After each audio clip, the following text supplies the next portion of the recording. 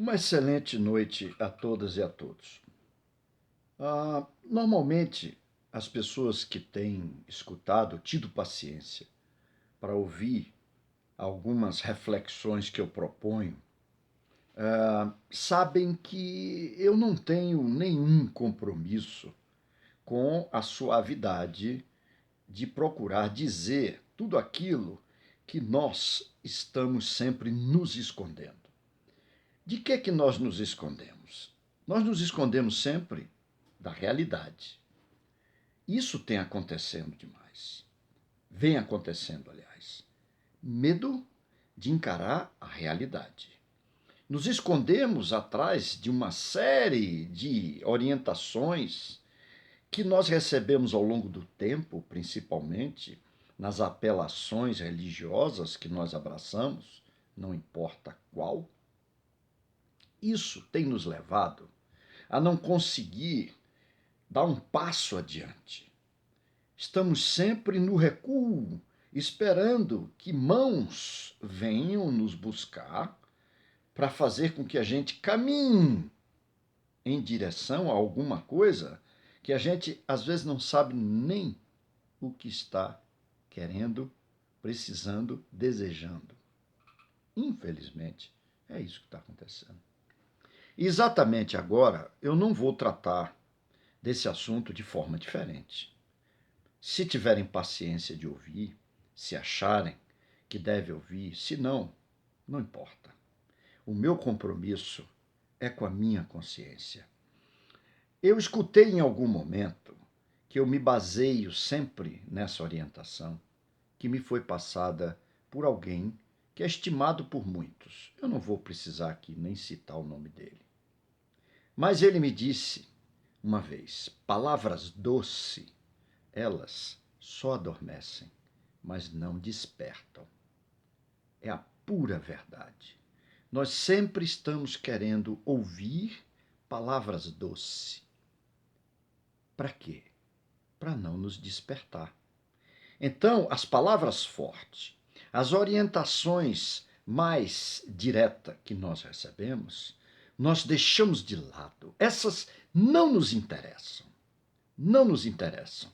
Mas quero deixar claro aqui que essas é que fazem com que a gente consiga dar um passo adiante, não puxado por mãos outras, mas com as próprias pernas.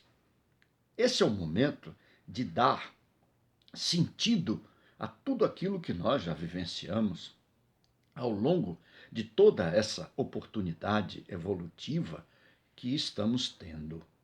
Já falei aqui da sombra do carvalho, a sombra do abacateiro, tirando os pendurucalhos todos que nós viemos agregando ao longo do tempo, sempre para buscar uma desculpa ou entregar o nosso crescimento espiritual para terceiros, sempre buscando que alguém nos socorra, como se nós fôssemos vítimas de alguma coisa. Você não é vítima, eu não sou vítima. Não tem a menor chance de nos colocarmos dessa maneira diante da vida. Isso não vai nos dar nenhum sentido objetivo no nosso crescimento espiritual. Mas, quando nós ouvimos palavras mais firmes, mais duras, nós preferimos não ouvir, ou elas não estão sendo ditas para nós. Quando nós lemos alguma coisa que nos chama a atenção de maneira mais definida das nossas responsabilidades, nós passamos os olhos pela leitura, mas não levamos essa leitura para dentro da nossa intimidade para fazer, pelo menos, dar a chance de uma reflexão, se aquilo faz sentido, se nos ajuda ou não. Pessoal, nós estamos já discutindo terceiro milênio. Não podemos mais agir de forma diferente. Não podemos.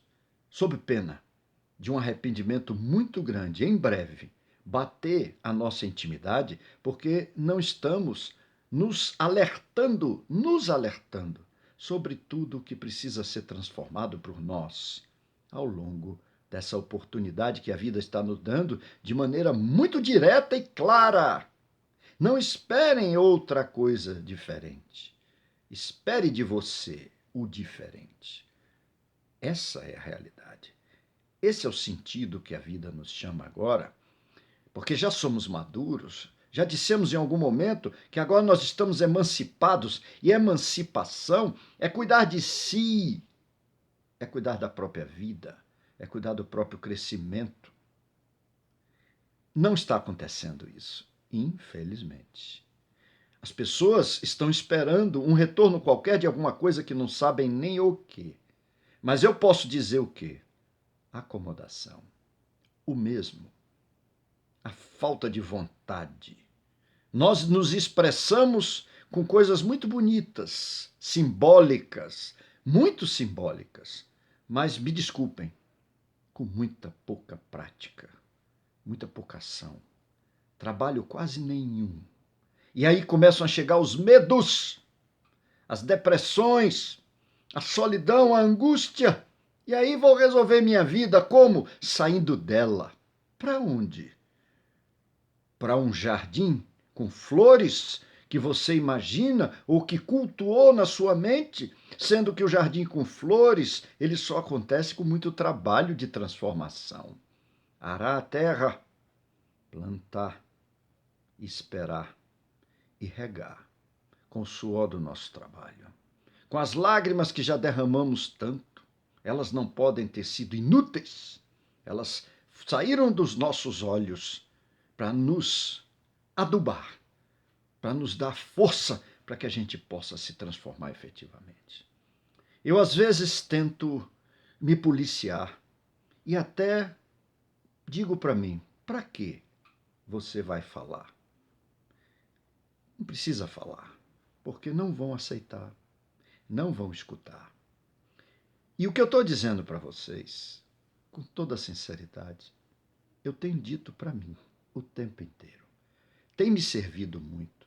Talvez a ansiedade de passar para vocês o que está me dando de resultado positivo, de fortaleza íntima, de determinação, de sentido de utilidade. Avaliem isso pelo menos. Avaliem isso pelo menos. Porque não são flores jogadas para lá, não são carneirinhos passando para lá e para cá, não são belas músicas tentando falar de Deus e do Mestre que vão nos transformar. O que nos transforma é exatamente a densidade de tudo que ele nos ensinou. E ele disse em algum momento, talvez que tenha assustado, eu não sei até por que deixam isso ser dito, ele disse, ó raça incrédula e depravada. Vejam bem, ó raça incrédula e depravada, até quando eu vos sofrerei? Ele fez a parte dele, o compromisso dele ele assumiu. E nós? Estamos aqui esperando o quê? Que coisas caiam do céu? Não caem do céu. Nós é que temos que nos elevar ao céu. Obrigado pela atenção. Se acharem que deve, tudo bem. Se não, deletem. Mas, de alguma forma, eu me expressei.